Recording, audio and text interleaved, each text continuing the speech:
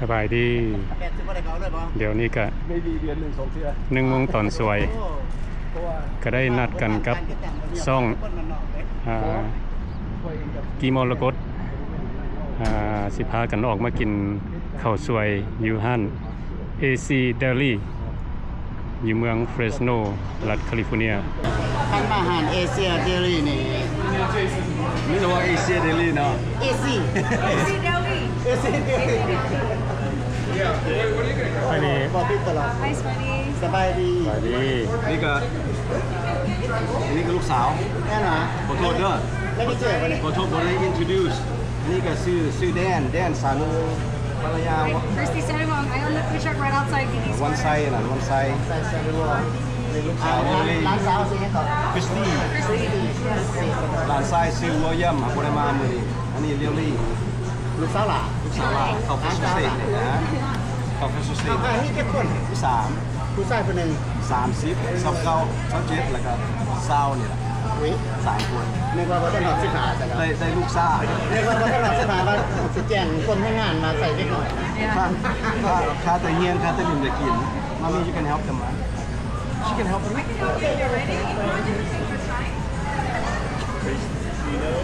่สบายดีอันนี้ก็ลุง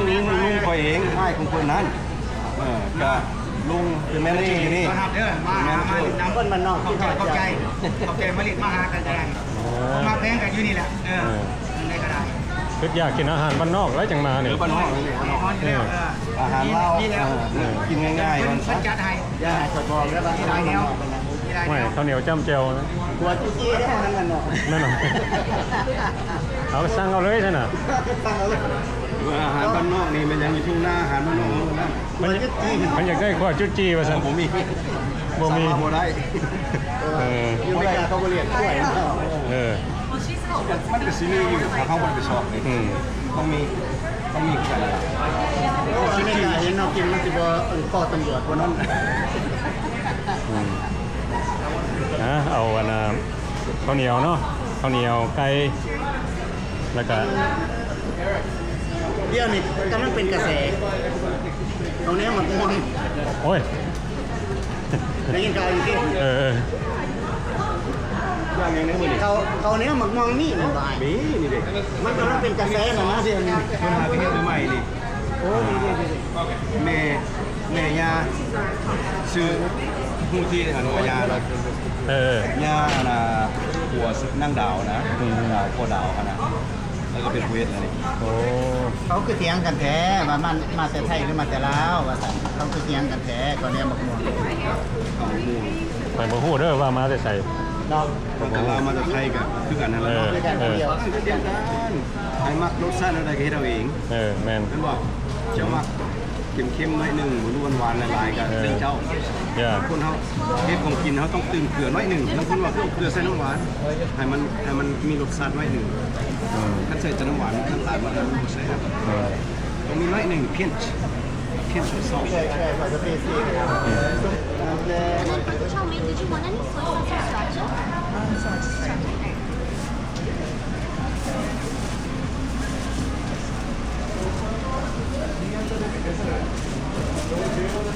เพิ่มตัวนี้ที่เขาบอกเทิงครับแพ็กเกจของเจลแสบเพื่อนพี่น้องเลยห่อลูกป่า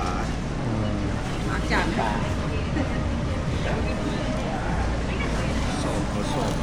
สองน้อยพวดตัวนี้อันนี้ก็จานเจี๊ยเราแฟสต์ฟู้ดแฟสต์ฟู้ดได้สบายดีปัญญาเช้ามาจะเล่าไหมมาจะเล่าหลายปีแล้วภาษาเก่งภาษาเก่งกว่าเขามากเลยเพราะว่าเฮ็ดอยู่นี่เด้เขาใส่เอาขึ้นมาทั้งหน้าแล้วเป็นเป้าเก่งแล้วโอ้เป็นร่วมนั่นบุคคาตลอดสำเนียงก็ได้แอคเซนต์ก็ได้แล้วเพราะว่าเขาลื่นเด้เขาลื่นข้างนอกไม่เนี่ยพวกใหญ่กว่าลูกสาว2 ปีได้เนาะ32เลยใหญ่กว่าผู้ลาครับใหญ่ผู้กกจำก็ลูกกกเลยดิลูกเขาจะทำคนเรื่อยคนเป็นเรื่อยเป็นมากันพี่น้องในวันแต่งงาน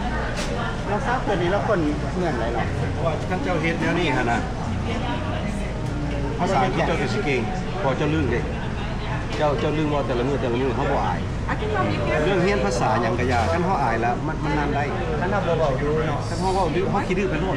ต้องอายเด็กเด็กน้อยที่ว่าเกินใหม่ฮะนะมันยังกำลังเฮียนฮะนะบ่ได้ดื้อน้อยๆนึงฮะเก่งนะมันแสวงหาท่านบ่ได้ขี้อายฮะแต่ว่าเก่งอยู่เรื่องการเฮียนแต่ว่าเข้าน้ำมูน้ำปูบ่ได้ เราสังคมอย่างยากน้อยนึงไม่ยั้งเนี่ยไม่ยั้งเนี่ยไม่อันโกสิครับ โอ้จะมูราคา ไม่ยั้งเนี่ยเดี๋ยว จมูกก็คาตัวนี้$9.29เซนต์ 9 ดอน 39 เนาะ เลยอันนั้นใกล้ทำกัน ใกล้คือกัน ใกล้คือกันเลย โอ้9 ดอน 39 mango กับ sticky rice เอ็กโร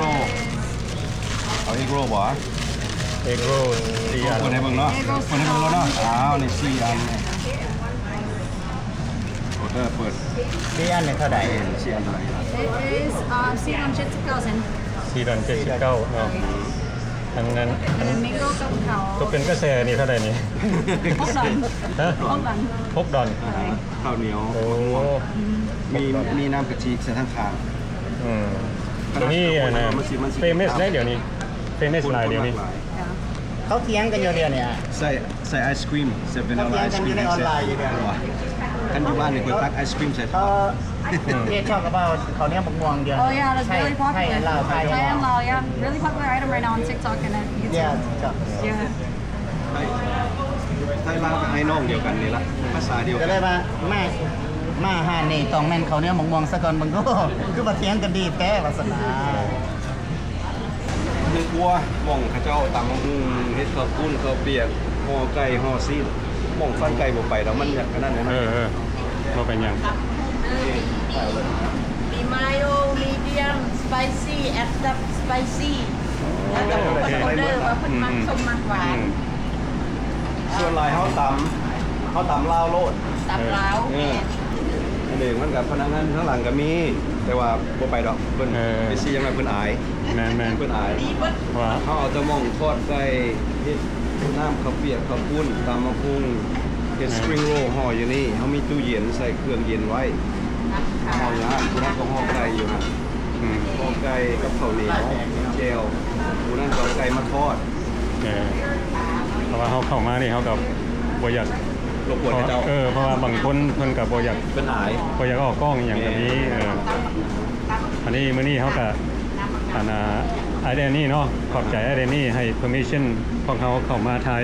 ในคิทเช่นของเพิ่น เป็นอาย มื้อนี้มาแบบเซอร์ไพรส์นี่ ก็แบบสปายแล้วก็มันสเตรียมไปทีก่อน เออ ว่าสิเป็นซ่อมก่อนเพราะว่ามันคนอายุเกณฑ์เนี่ยน้อยหนึงแหละเฮ็ดเป็นกีฬาอย่างอื่นมันแบบบ่ได้เด้มันก็มันใครแน่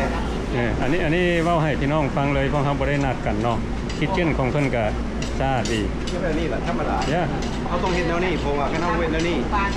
กฎระเบียบอยู่อเมริกาเนาะเฮาฮู้แต่อเมริกามันคือประเทศอื่นเราก็บ่ฮู้อะไรเพิ่นเข่งครัด แม่น เพิ่นเข่งครัดประเทศอเมริกานี่ถ้าเชื่อหมวดท่านคนมันว่าเห็นเฮาเข้ามาแนวนี้นี่เพิ่นก็ให้เฮาซ้ำเราต้องใส่แฮร์เน็ตใส่หยังกันนะกับผมอันนี้ เกี่ยวกับเฮ็ดอยู่นะอยู่ว่า Children Pharmacy นะเฮ็ดประกอบยานี่นะคนที่เข้าไปธรรมดาบ่ได้จะต้องใส่ยูนิฟอร์มเข้าไปใส่แฮร์เน็ตใส่แมสใส่สุกมือเฮ็ดยาเด้เขาบ่ให้ contamination มันเป็นกฎของเขาอาหารกับทุกอย่าง อาหารคือกันสุกมือนี่บ่แม่นขนาดใดเจ้าบ่ใส่ก็ได้คะแนนมือเจ้าคลีนบ่แม่นกฎหมายเขา แม่น แต่ว่าเขาเจ้าใส่สุกมือกันมันป้องกันมือเขาเจ้ามันบ่แดงน่ะ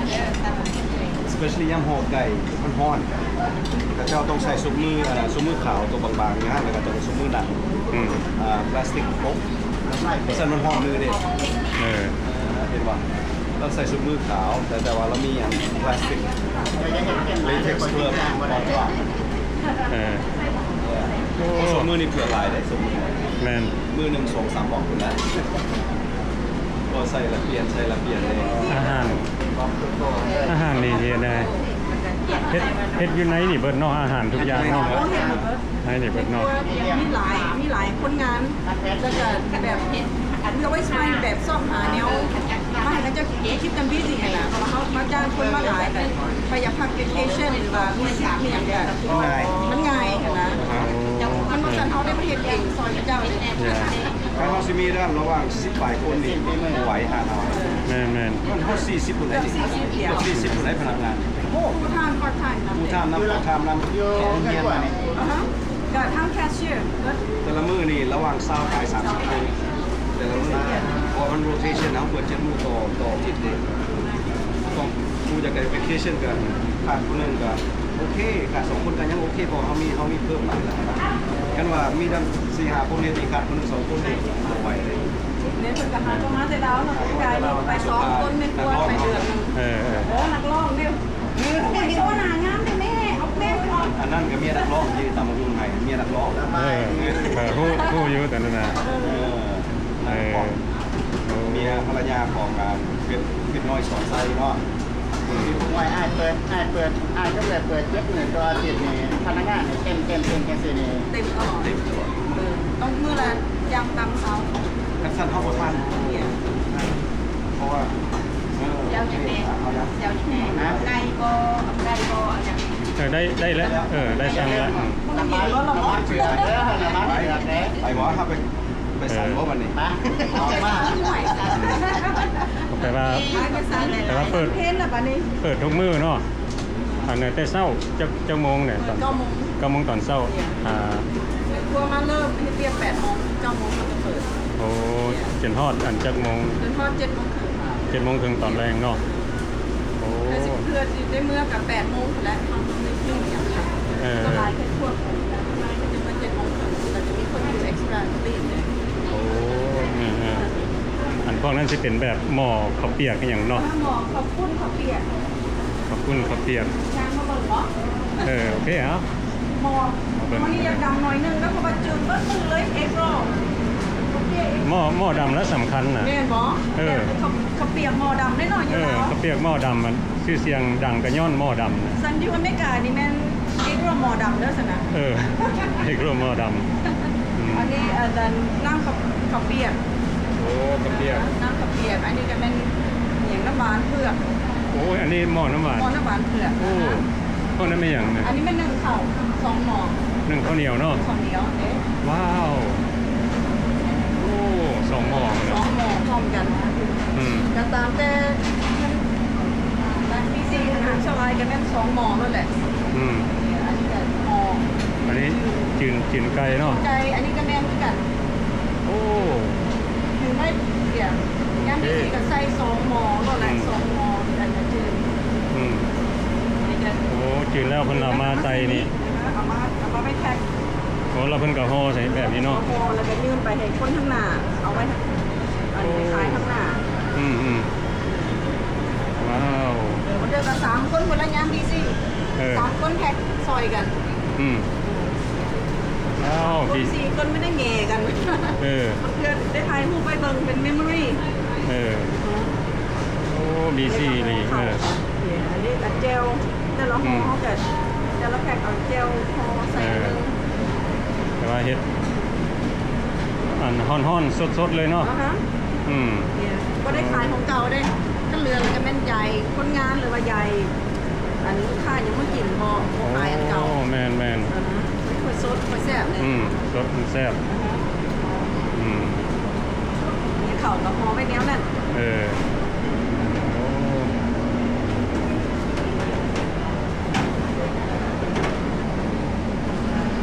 เขากับบ่อยาก expert ค่ะ กับบ่อยากอยู่คงทางเพิ่นปานใด โอ้เป็นยังสำนี้เขาก็ขอขอบใจเนาะที่ได้ให้เขาเข้ามาเบิ่ง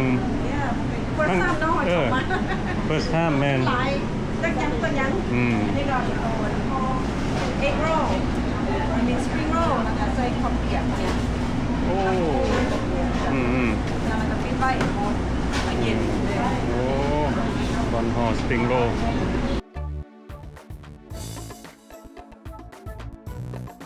มากับคนบ้านนอกไปเน้นหลายอย่างไปขอบใจ อันนี้เป็นลูกสาวของ ต้องหา ของเจ้าของห้าน AC Dairy เพิ่นสิพามาเบิ่ง มันเป็นบาร์บีคิวก็ อันนี้สิเป็นห้านของเพิ่นเนาะอันนี้เป็นห้านของเจ้าเนาะ ด้วยนั่นนี่ของฮอนเท่าไหร่ โอ้มีบาร์บีคิวสเต็กอันนี้3ดอน10,000 buy 4 get 1 free หมูเล็กกว่า ตัวนี้หมูด้วย ซื้อ4แถม1 ด้วย อันหนึงเท่าไหร่ 3ดอน79 3ดอน79อันหนึงเนาะ ด้วย โอ้ นี่ไงกินซุปโต๊ะตัวนั้นบอก ด้วย โอ้ยพี่น้องเพิ่งน้ำมันเจือดๆไปในคนมาน้องเป็นกระแสแผล แล้วเจ้าก็ขายอหย่างแน่ what else ใช่ sticky rice fried rice short ribs steak เคียงเขียวหวานผัดกะเพรา what else do we have Tommy crab rangoon Oh sorry I'm like locked in right now คนนี้เป็นน้องไส้เหรอ no หมู หมูบ่ ด้วย อืมเจ้าเฮ็ดน้ำกันจะค้นนี่อยู่นี่ มีอะไรที่9 คน 9 คนเนาะ ด้วย9 คน อืม โอ้ไม้ก็มาพี่น้องอยากกินอยู่ข้างในก็ได้เดี๋ยวว่านั่งซิ่วๆกินอยู่นอกก็ ด้ว ได้ ย กินนอกกับแมงยูกับด้วยกันแมันบ่ อ๋อบอไม่มีไม่มี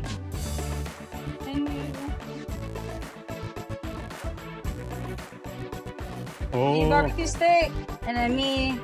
chicken wings ลาว steak barbecue short ribs ลาว meatball ผัดกะเพราเคียงเขียวหวาน crab rangoons egg roll chili and then fries กับโรตี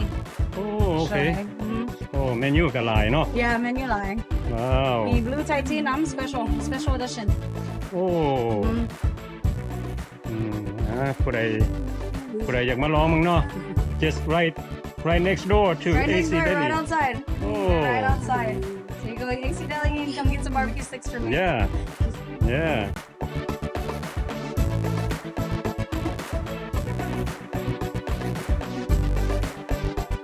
ตัวเลยที่ไหนไปกินอยู่ได้ก็ได้ อืม หรือว่า อืม ตัวเลยอยู่ไหนอย่าเขามานั่งกินอยู่นอกก็ได้ Right. Well, you know me AC unit. You know hon. ฟลชแอร์เนาะ Yeah, better. yeah ตอนที่สี่ที่สุดในตอน นี่เด้อห้านของเพิ่นอยู่ข้าง Yeah, sit there. ๆAC Deli โอ้ยเนี่ยท่าน เดี๋ยวนี้ก็จะได้มานั่งกินอาหารแซ่บๆน้ำมันซ่องขี้มรกต ว้าว I'll Thai tea coffee on. โอเคเอาอีกมัน One more coffee? โอเค มันนี่พวกเราสิเริ่มเข้ามาข้าวเปียกเอาข้าวเปียกออกสักกันเอาข้าวเปียกออกแก้วหัวกัน โอเค พวกเราสิกินอาหารที่ว่าเป็นเมนูเด็ดของอาหาร AC Dairy ซึ่งได้แก่หมูกับข้าวเหนียวกอดไก่กับข้าวเหนียว ใส่อัวกับข้าวเหนียวตำมะฮุงในฝีมือแม่เซียวปอกมีหลายนัมเบอร์เทปสุดเนี่ยนัมเบอร์5ขึ้นไปว่าซั่นตัวนี้นัมเบอร์3เอามีเดียม ครับมื้อนี้เฮาหาก็ไม่เห็นผู้ตำบักฮุงอยู่ห้าน AC Deli ครับแต่ว่าพวกนี้เฮาฮู้เพิ่นมาโดนแล้วสีมือของเพิ่นแน่นอนตำบักฮุง แม่นบ่แน่นอนมันบ่ได้สิ้นฝีมือเลยแม่นบ่ เราอย่าลืมเด้ออันที่มีชื่อเสียงดังเดียวนี่ กำลังเป็นกระแสพี่น้องเอ้ย บักม่วงกับข้าวเหนียว ข้าวเหนียวมะฮุง เฮ้ thank you เด้อขอบใจ เดี๋ยว ธรรมดาค่อยบ่กินกาแฟนะจ้ะแต่ว่าเบิ่งนี่เป็นตาแซ่บ เป็นมา เคยได้กินมาก่อนแล้วกาแฟห้างของเพิ่นนี่ สุดก่อนอันก่อนก็จำได้ว่าก่อนจะได้สร้างเนี่ยก็ยืมใส่ก็รู้ฝีมือมาเสียบปอกอ้าวอันนี้ของเจ้า นี่ของที่ค่อยมักนะ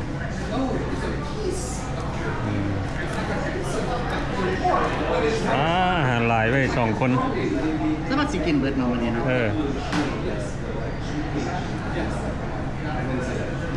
เอาตัวนี้ก่อนพี่รังนี่ตัวนี้แสบลายป่ะ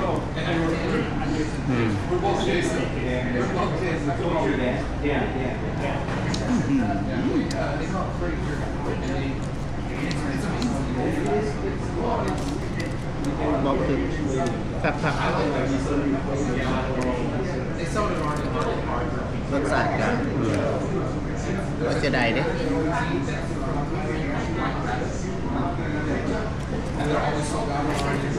กับเจล เขาจะให้แจว ว่าเอาแผ่นอ่อนแห้งถ้าแบบทุกคนกินได้กินเผ็ดบ่ได้ร้ายกับกินนี่ได้ น้ำอ้อยเด้อนี่เด้ออ้อยเป็นไม้สดๆหอมหวานฮอนๆนี่กินเย็นยิ้มเลยก็บ่ออก แต่ชูได้นอนเสิร์ฟน้ำอ้อย ยังไง บ่ได้ขายแต่ให้ซีม ให้ซีมก่อน โอ้ให้ซีม ให้ซีมก่อน เห็นเอาน้ำก้อนออกมาไม่นี่นึกว่าเสี่ยวเบียร์แล้วออกมาเย็น เหมือนวันไหนจะมาต้องเอามานี่ แม่เนาะแม่ เบาหยอก เอามานั่งก็ได้ โอ้ thank you ซีมให้เพิ่นลองเบิ่งน้ำอ้อย ปาดมะนาวซื้อ น้ำอ้อยนี่มาจากไสนี่มาจากไสนี่ อันนี้เขาซื้อเป็นพวกบล็อกเขาซื้อมาอันนี้เป็นเส้นผมมาเรียบร้อยแล้ว โอ้ แต่คัมปานีมันแซ่บคนของเขาไปปั้นไม่ไหมเพราะว่าเขาซื้ออยู่นี่มันอ้อยอ่อนอยู่เวลาใส่จอกนี่น้อยนึงมันกระดำแต่อันนี้นะเบิ้ลมือนี่มัน4หรือ9วันอ้อยไม่ไหมสดๆของเวียดนามนะ โอ้สีงามเนาะ สีมันงามอีกแล้วนี่ยิ่งใส่จอก แน่นอนแล้วแจวอย่างเดียวแล้วก่อนลองกระซ้ำหลังบ่อยจ้ะ ลองเบิ่งน้ำอ้อย ตักฟ้าใส่มันได้ผิดส่งมันหวานแยกจะตั้ง ว้าวหวานผู้ดีแล้วก็หอม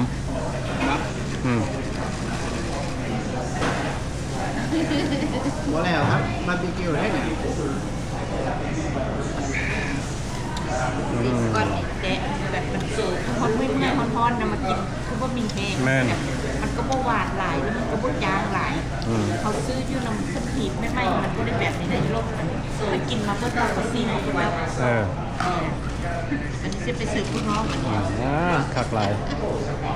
เด้อน้ำอ้อยไม่ไหมสดๆพวกดอทเก่าๆจอกง่ายๆสุกๆคุณมีขายพร้อมอีก จอบ6 ดอน 99 เขาได้เพลงเจ้าขายอยู่บ้าน10 ดอล คือมาขายถือก้อนหมูแท้ว่ะฮะจบใหญ่ๆสูงๆมาซั่น6 ดอน 99 วันนึงนี่เส้นน้ำบ่อยแท้เมสเซียวว่าอะไรเมสเซียวพี่น้องคนมาการันตีว่าแซ่บเดี๋ยววันก็ได้สิบ2 คำจริงๆแล้วกำลังมั่วเมากับบาร์บีคิวกับเกี๊ยวอยู่ตอนขอโทษได้หลาย นี่นะข่อยตัวนี้ก็เหลือเพื่ออะไรนี่ข้าวเหนียวแล้วก็จ้ำเจลนี่ นะเชี่ย เชียร์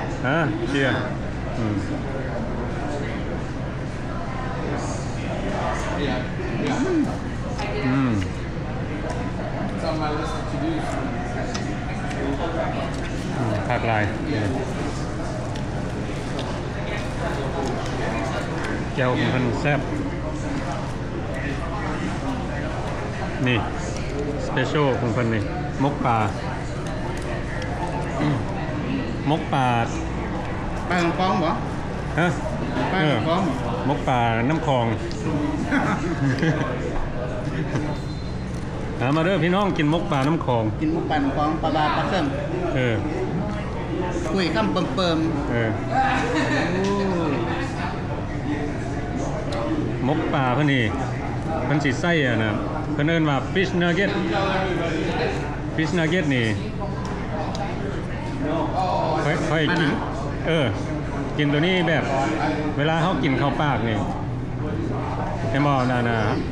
บางเทื่อเฮาต้องได้คิดว่าโอ้มันสิมีก้างบ่หรือว่าจังไดอันนี้ปลาของเพิ่นบ่มีก้าง ๆบ่มีเกล็ดแล้วก็บ่มีกาก บ่มีเกล็ดบ่มีก้าง สมมุติว่าเขาข่อยเบิดนี่ข่อยสิเฮ็ดแนวใดโอ้ยแซ่บหลายเป็นน้องแก้ว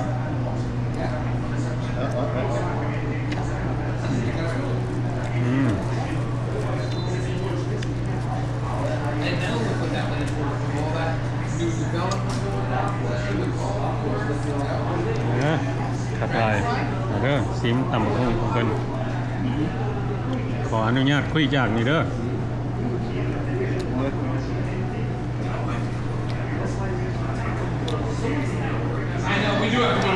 แน่นอนแล้วตำบักหุ่งเพิ่น เป็นอะไร แซ่บปะ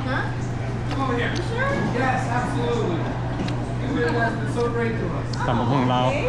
ตามสูตรละ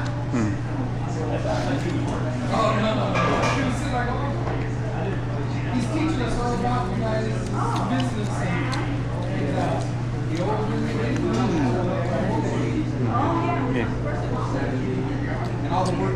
สเปเชียลของห้าน AC Dairy สูตรของเพิ่นมาหลายปีแล้วตัวนี้นี่ อยู่กูกับอาหารมาตลอด อยู่กับห้านของเพิ่นมาตลอด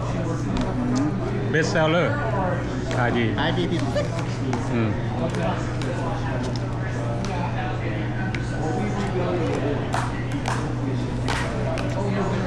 กดแกยังมีปัญหากับขอยังบ่เลิกบ่แล้วแต่กับข้าวเหนียวมะม่วงเนี่ยนะก็สิกินให้เบิ่งว่าจะมีปัญหากับใครดอกการพอดีก็อันน่ะหรือว่าแต่อาหารเขาเห็นคือการพอเฮากับบ่ฮู้เนาะแต่ว่ามันมีกะทิไข่มีง่าเด้ อืม กำลังมาแห้ง แม่น เดี๋ยวตัวนี้ก่อนตัวนี้มาแห้งมาเด้อไม่ให้กินตามสูตรไปแน่นอนมันเอากะทิมาให้เฮาก็ต้องหวดกะทิแม่นบ่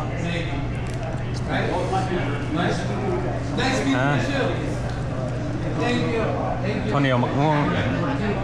หวดกะทิลงไป ข้าวเหนียวมะม่วงมาแห้งหลายเดี๋ยวนี้ แม่นบ่ ผู้ใด สบายดี สบายดีมา กำลังเอาของคาราเฟ่เบิ่ง กี่มรกตเนาะครับคนบ้านนอกเขาโจคนบ้านนอกน้ำสกุลคนบ้านนอกอ่ะ แม่น เพราะว่าคนถามอยู่ว่ากี้หรือว่ากี้หรือว่ากี้เพราะว่ากี้นะมันบ่มีกี้นะภาษาลาวเพราะว่าชื่อคนบ่มีกี้นะกี้นี่คือกี้เพชรกี้คอกี้หยังเฮานี่ล่ะกี้ใส่ซอยเฮานี่คืออันนั้นกี้นั่นก็คือกี้ข้อยเคยเห็นแล้วสเปลอยู่นะจุกกอสระอีไม่โทเพราะว่ากี้อันนั้น ลูกก็ตะลีไม่โทษบ่แม่นตะละอี ก็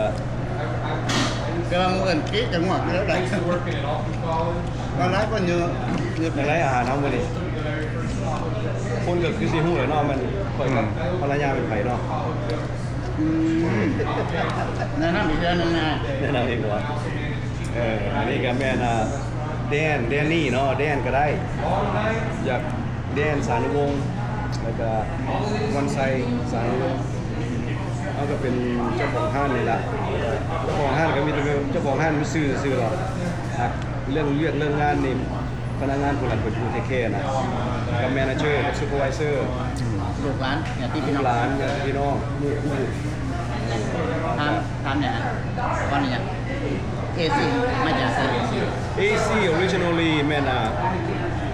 เป็นตลาดน้อยอยู่ถนน Olive กับ First It's called AC เพิ่นว่าไปเห็นแล้วเห็นจังเสียงซื้อเพิ่นห้องว่า Asian Community Market Asian Community Market Asian Community เนี่ยมันเป็น Asian Community เด้ Back in the 80s and 90s ภาษาอังกฤษเนาะภาษาลาวเนาะปี1980 90 ตลาด AC ของลุงฝางกับป้ายังรู้ซื้อเพิ่นก็เรื่องแบบมีเลยห้องเมียลุงฝางก็บ่ได้ฮู้ซื้อเมียเลยนะเพิ่นตั้งอยู่หั่นแต่87จนฮอดปี 2000พุ่นล่ะเพิ่นก็เพิ่นเฒ่าเพิ่นแก่อายุแก่แล้วเพิ่นก็มีเงินเพียงพอแล้วเพิ่นก็วิชาไปอยู่นำลูกเดียวเองอยู่ลอสแอนเจลิสเพิ่นคนจีนลาวเลยจีนลาวครับแต่ว่าคำว่าจีนเนี่ยเพิ่นก็บ่มักเพิ่นว่าเขาเป็นคนลาวนะเพิ่นว่าเพิ่นว่าแบบโอ้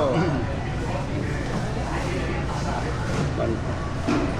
ก็มาแต่พูดล่ะหากเดี๋ยวนี้หัน AC บ่ได้มี meaning หรอกเพราะว่าเขาใช้แต่ AC ซื่อๆเขาบ่ได้ใส่ Asian community หรอกใน paperwork เขามาแต่ AC ซื่อบางคนก็มาว่า AC stand for all color all color all color mean หมดทุกสีคนขาวคนลาวคนดำคนอย่างมากินอยู่นี่หมด อ๋อพอเลย Hi Jason บริเวณนี้ที่เป็น Great meeting you. Great meeting you. Oh, look at here. We got the skewers. We had that. It was amazing. Amazing. We had that. That was amazing. This is better right now. Yeah. It was very good. Alright guys Have a great one. See ya. thank you เดี๋ยวดู หากันหู้กันหมวด PG&E เพื่อนสิมาตั้งออฟฟิศอยู่นี่ระหว่างหลายร้อยคนเพื่อนมาลองอาหารเพื่อนเห็นเขาอยู่เยี่ยวมันมี a lot of good comments เขาเจ้าเลยมาลองอาหารเขาบอกอาหารเนี่ยมันมีอย่าง special หรอกมีอาหารลาวเขาแบบที่ว่าอยู่เมืองลาวก็แบบ street food แบบของฉันเนาะ street food กันว่านี่แต่ง่ายๆมันซะตำบักหุ่งปิ้งไก่ปิ้งซีนทอดหมูหมกปลากระปุ้นข้าวเปียกเฟอบ่มีเฟอเพราะว่ามันได้เสิร์ฟมันยากๆกันนิดนึงนะก็เลยเดือดเฮ็ดโดยคนอื่นเฮ็ดซะเพราะว่าเขาคิดเช่นเขามันก็เอาบ่ไหวแล้วซะ โอ้แมนน้องเขาไปบางเรื่องนี้เห็นเงินกว่าอยากนับไปทางนี้ นะทางนี้หลาย แสดงว่าเรียกว่าเป็นปอกเลยกันอาหารนี่ ดีใจให้เห็นพวกเจ้ามานะ ขอบใจมากยันนั้นนะ มาเยี่ยมยาม มาเยี่ยมยามซิมอาหารเรื่อย ก็ thank you โอเคดีกันอุดหนุนกันไปซอยกันไป business ลาวขึ้นมากก็พอไปซอยกันได้ก็ไปซอยกันกู้สู้กันขึ้นเนี่ยมันดีดีเห็นอย่างที่กันนะ ๆบางคนก็มาแต่คุณแม่ มาแต่ มา ตั้ง แต่แถวซานโฮเซ่เพิ่นเห็นจะ ต่า อง อก เมืองหลายนะ ป่า เขาเจ้าเห็นเจ้า เห็น หมู ต้อง เล ไป ย อันนั้นไอ้โจ้คนบ้านนอกนี่เลยนำมาซีนั่นแหละ เจ้ามากินไหน แล้วก็เอาอันนั้นโตหนึ่งก็ซุปเบิร์ดอันก็จะเอาตัวโฟรเซนเนื้อ แย่ หนึ่งกินเอง บางคนมาจะตั้งรัฐอะไรเขาเจ้าขอมกป่าตัวบท่านได้หนึ่งตัวฟรอเซนชื่อว่าเป็น10-30ว่าได้ว่าเขาเจ้าสั่งเนี่ยเจียวห้องคือกันหมดมาแต่ลาสกาเอาเจียวเพิ่มเป็น10 อ๋อนี่วะ เพราะว่าเดี๋ยวนี้มันเจียวมันเป็นเพชรอะไรย้อนห่อมาพริกไทยเข้ามาบ่ได้มันยาก โอเคแล้วนะโอเคเนี่ยคุยเอา กินเผ็ดหลาย ใครแต่เขามีมาพริกจีนมาใส่แล้วเอาตัวเพชรของไทยใส่จัก2-3อันนะแล้วก็ซอยกันหน่อยนึง เจ้านี่สิเป็นแบบอันหมดเดียวเลยบอก หมดเดียวเลยสูตรตัวเดียวเลย อันนี้เพิ่นเอิ้นเจ้าหยังไง กระเจียวเพชรซื่อๆเลยนะ บ่ได้เอิ้นเจ้าบองเจ้าหยัง บ่เจียวบองต่างหาก จะบอกมีหนังหมูเลย ก็เจียวนี่แหละเฮ็ดเป็นคู่เนาะคู่อัน18เนี่ยบ่ ลีเดอร์เนาะ18ลีเดอร์เพิ่นก็มาแบ่งเฮ็ดเป็นเจียวบองเพิ่นมาผสมหนังหมูเฮ็ดหยังใส่ก็มีเจียวบองก็มีเจียวนี่ก็มีมีสองมีเจียวปลาแดกพร้อมก็ต้องไปนอนได้เนี่ย แต่ว่าเจ้า อย่างน้ เจ้าพวกนี้นี่สิมาน้ำมัน มาแล้วมานี่ เนาะ บ่แม่นเจียวบอง โอ้หลายคนอาจจะขึ้นมาสิเป็นเจ้าบอง บ่เจียวเพราะว่าเจียว AC มันซะ เจ้าเอซี่เนาะแม่น ซ้ำนี่ โอเคมันบอก เพชรซ้ำนี่โอเคทั้งเพชรได้กว่านี้ มันบางคนกินบ่ได้ แมน คน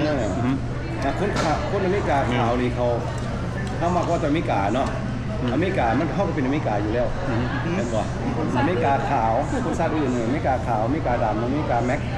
อเมริกาลาวอันอเมริกาขาวก็กินได้หลายแล้วเดี๋ยวนี้เขาลืมเด้ซ้ำโบราณเขาเจ้ากินเพชรคนเฮาซ้ำบางคนนะ แม่น อันนึงบ่พอได้ขออีกอันนึงอีกได้ถ้าแคชเชียร์เฮาก็ค่อยเว้าหั่นล่ะเขาเจ้าซัดซื้อได้เพราะเฮาตีราคาอันคันซื้อเป็นอันกันแล้ว25เซนเขาก็ตีเอาเลย ำตอนนั้นตลกเนาะจะออเดอร์ว่าเอาเข่าบ่ เอาแต่เขา แล้วดับได้เข่าตลกตลก โอ๊ตหัวโย เคยเว้าผิด ออเดอร์เข่า แม่น เข่านี่ก็ได้แต่เข่า เห็นแล้วก็ถามเจ้าอยู่เอาแต่เขาว่าเจ้าว่าแม่นเคยเว้าผิดหากแต่ว่าก็ดีเพิ่นเอาให้ตามเขาออเดอร์ ตามเอาเลย เดี๋ยวนั่นบาร์บีคิวมาจากฟู้ดช็อปของลูกสาว มาเปิดใจหรอโอ้ยบาสันบอกค่อยๆเลยค่อยสั่งพิษได้หนิเพิ่นไหม สั่งกันได้แต่อันนั้นได้แต่เกาอันนั้นเขาไปกินเนาะเขาเหตุการณ์ที่กิน กินแบบข้าวเหนียวกับนี่ได้ไปรี่กินแล้ว เขาได้ที่ มันก็180นี่อายแล้วอายไม่กล้าเลย ไปรี่กินอยู่ในรถหมดแล้วกินแล้ว ไอ้ว่าว่าเฮากินข้าวเหนียว เนี่ย กับเดี๋ยวนี้แล้วเขากินแบบใส่มือใส่อย่างข้าวเหนียวจำเจียวเนี่ยอายเขาเขาไปเรียกอยู่หม่องคนข่าวหลายเนาะเขาเบิ่งเขาพูดว่ารังเกียจวันซะเดี๋ยวนี้ว่าเขากินจริงของเขา เรื่องยางเข้ามา ลูกจ ข้า ริงๆ ใน เลย ช่วงนั้นมัน คนข่าวอะไรวัดชาติอื่นล่ะ คนเรามันมีแต่ไหน ต้องเล่ากัน คนเรานี่จำนวนมันน้อยกับบติเพราะว่าอาหารนี่ไปเฮ็ดกินอยู่บ้านก็ได้เลยว่ามีแต่ส่วนหลายคนอื่นหลาย เอาน้ำอ้อยสดก่อน เจ้าได้หรอวะ เดี๋ยวละ มาเชียร์ เอา ยก ไม่ทุกคนมีแต่สุขภาพแข็งอยู่ดีไม่แห้งสุขกายสบายใจร่ำรวยทุกคนเด้อสาธุ ทุก มีแต่นี่อย่างดอกมีแต่ฮักแพงกันคนเฮานี่ฮักแพงกันมีแต่อาหารเนาะซึ่งกันมีแต่เนาะคนเฮาฮักแพงอาหารแล้วก็แคโรกี้ อันนี้แม่น นี่ให้นี่ น้ำหวานคันสิเว้าเรื่องเด็ดที่สุดสำหรับกี่นะอันนี้ตัวแม่นตัวนี้นัมเบอร์วัน นัมเบอร์วันว่า มีอย่างแน่นะฮะ มี นี่ให้เพิ่นบอก ใส่ ให้ มีหยังอธิบายเพิ่นหน่อย อ สิ ธิบายไว้เสียวเจ้าหน่อย เดินน้ำหวานเผือกมันมีมันต้นแล้วก็มีสังคูหมักสาลีกะทิแล้วก็ใบเตยแล้วก็น้ำตาลมาเด้อพยักซิมนะ เกลือน้อยนึง กัดเกลือน้อยนึง พอมีรสชาติ อันนี้มันต้น ต้นอันไหน โดนหา ตัวนี้มันเผือก เป็นเผือกแมน อันเรื่องนี่มันเพิ่นเติมข้าวโพด สาลีน้ำตาลแล้วก็สังคู ไม่ยังแดง บ่ให้เพิ่มวะ ๆนี่ไม่ยัง มาเด้อมาซิมเด้อ แม่ครัวเขาก็ต้องมีเล็ดงามคือกันเล็ดงามคือกันได้เว้ย สิให้คนบ้านนอกสิเพื่อพิสูจน์ว่ารสชาติจะได้ ฮะ จะสิเนื้อตัวได้เลยเงินมาทั้งผี ชิมรสต้องเป็นยัง ไอ้ถ้วยนึงเอาตัวนึงเอาไม่อีกอันนึงเอาไม่อีกอันนึง เราเชฟอันนึงน้ำพอดมาให้ตัวนี้แม่ง ยกให้คนบ้านนอกก่อน โอ้วันนี้ เดี๋ยวเราเสิร์ฟเราสิพวกข่อยนี่นะง่ายๆเด้อง่ายๆแบบกันเองบ่ถึงเฮาสิบ่มีน้อยมีหลายกันยังกันเองมั้ยบ่มีเปลี่ยนใส่กัน คนบ้านนอกแซ่บไม่แห้งเลยสดบ่ฟังไปเลย มีอย่างมาเต็มไม้เต็มมือแบบนี้นะ อันนี้ของฝากมีเสือ3พื้นแล้วก็อาหารทูโก้ตั้งแต่อาหารเพิ่นให้แล้วเรื่องนี้มีคอฟฟี่แซ่บ คอฟฟี่เนาะคอฟฟี่ทูโก้แซ่บมื้อนี้พวกเขาก็ได้ออกมากินข้าวสวยอยู่ห้าน AC Deli เมืองเฟรสโนรัฐแคลิฟอร์เนียอาหารของเพิ่นแซ่บหลาย อาหารลาวเจ้าของห้านเพิ่นก็นิสัยดีต้อนรับดีมีของแถมให้พร้อม ของฝากของตอด บัดนี้พวกเขาก็สิได้กลับแล้วเนาะ กระปานได้ปาน บ่สักง่ายๆก็ยังจนเอ็งเอ็ดกินหลายโพดอันนั้นก็ว่ามีแต่แนวแซ่บๆเอานำเอาจังไงขอบใจยังซึ้งๆเลยเจ้าของห้างได้ดีละ บัดนี้ก็สิได้กลับบ้านแล้วบ่มีหยังเว้าบ่ไอ้กิ ฝากด้วยพี่น้องเด้อฝากหาพี่น้องผู้ใดอยู่ตั้งใกล้ๆแถวนี่หรือว่าผู้อยู่ต่างรัฐต่างเมืองเข้าได้มาแถวเมืองเฟรสโนเนาะอยากมาชิมอาหารแซ่บๆแบบสไตล์แบบลาวๆกับอาหาร AC ดีๆอยู่ถนนซ้อกับถนน6ทางปั๊มน้ำมันอีหยังก็ กอล์ฟ ปั๊มน้ำมันกอล์ฟอาซิมเบิ่งเนาะ โอเคจังไดก็ขอบใจเบิดทุกคนเนาะที่เข้ามาเบิ่งวิดีโอของพวกเราและอย่าลืมกดไลค์ให้เด้อซ่องกีมรกตกับซ่องคนบ้านนอกเนาะ 2คนบ้านนอก โอเคขอบใจ